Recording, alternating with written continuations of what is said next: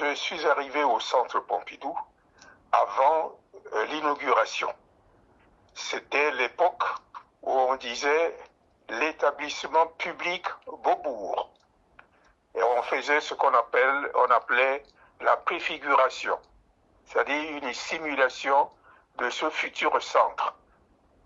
Et j'ai vu donc ce bâtiment sortir de la terre, se construire.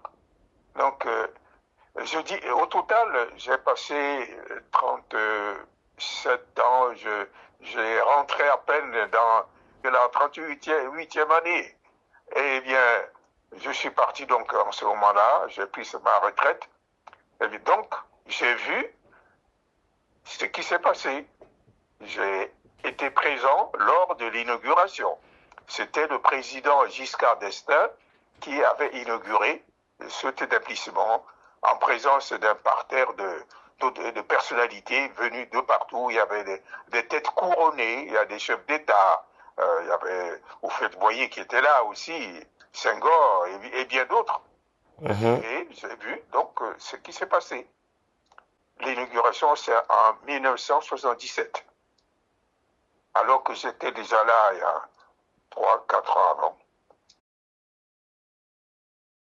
Et par la suite, le centre, qui était un grand bâtiment que beaucoup de gens détestaient, c'est-à-dire c'est cette originalité architecturale que les gens ne comprenaient pas et prenaient ça pour une raffinerie de pétrole.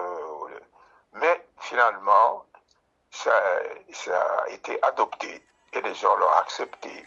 Et c'est devenu un lieu incontournable. Le 7 février 2026, nous allons commémorer les 40 ans de la disparition de Cheikh Anta Diop.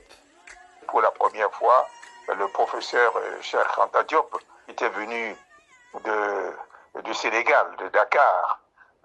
C'était en 1985 pour une conférence qui s'est tenue le 7 juin. Donc, c'était émouvant et personne ne pouvait imaginer que le professeur Diop pouvait arriver là. Et depuis qu'il avait quitté la France, en 1961, il n'est jamais venu en France faire une conférence ou échanger avec d'autres chercheurs. Et c'était pour cette raison que le centre l'avait accueilli et que beaucoup de gens sont venus. La salle était devenue tout d'un coup petite ou exiguë. Alors on était obligé de diffuser l'élément sonore, la voix, dans le hall et du sous-sol, du premier sous-sol, pour que certaines personnes puissent suivre.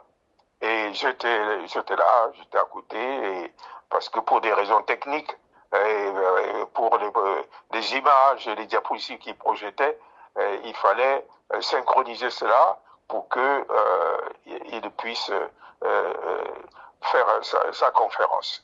Et c'était la première et la dernière conférence de Diop en France, parce qu'il était arrivé là le 7 juin 1985. Il était reparti et lorsque il nous a quittés, il a fallu attendre encore 7 mois pour que on apprenne sa disparition. Et là, tout Paris,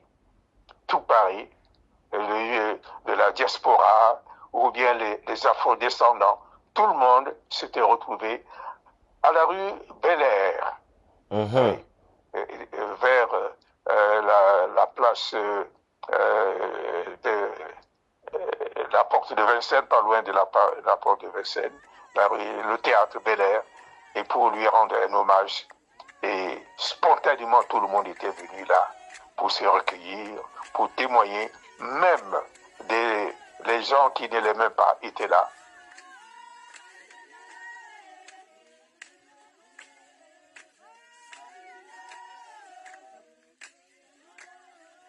nous avons célébré ça ensemble. C'était triste, mais en même temps, c'était un grand plaisir de se retrouver. Et tout le monde était là. C'est à partir de ce moment que beaucoup se sont mis à lire les œuvres de Dieu et de compléter leur connaissance.